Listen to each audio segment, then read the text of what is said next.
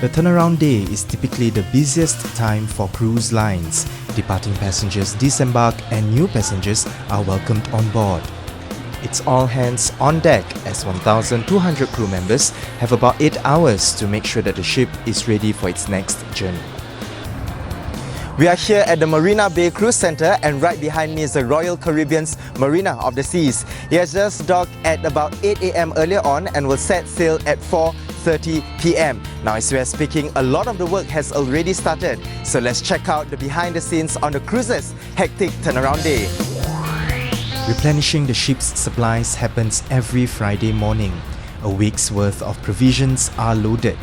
Everything you can imagine that a ship this size would need, from all kinds of food and drinks to things like toilet paper, soap and office supplies. There are 11 staff in the inventory department, led by the inventory manager. Together, the inventory manager and the provision master ensure that the loading process runs smoothly and that there are enough provisions to last throughout the journey. The operations should be synchronized. We have a load plan. Loading plan include whatever comes first on board and whatever comes last.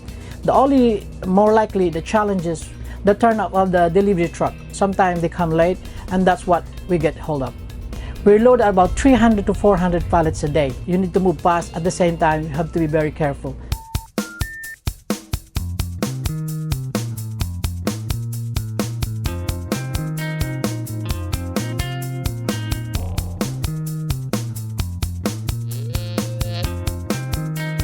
While the inventory department is busy stocking up the ship, the porters have their hands full too.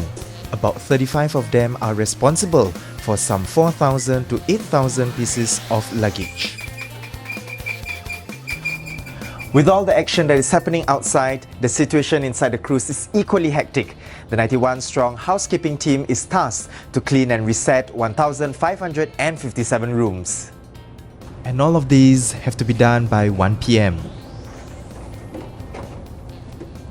On a turnaround day, a stateroom attendant services anything in between 15 to 17 rooms. For a regular room, they would take 15 to 20 minutes, and if it's a suite, a larger room, he would take about 30 to 40 minutes.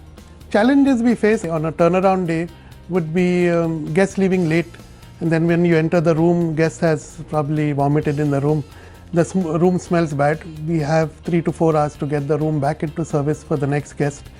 So there are times where we have to change the carpet. Facility management works are carried out to ensure public areas are cleaned and broken fittings are replaced. Here at the laundry room, all the soiled bed sheets, linen and towels are collected in different colored bags for separate washing. The laundry team spends more than 11 hours washing about 9,100 kilograms of laundry.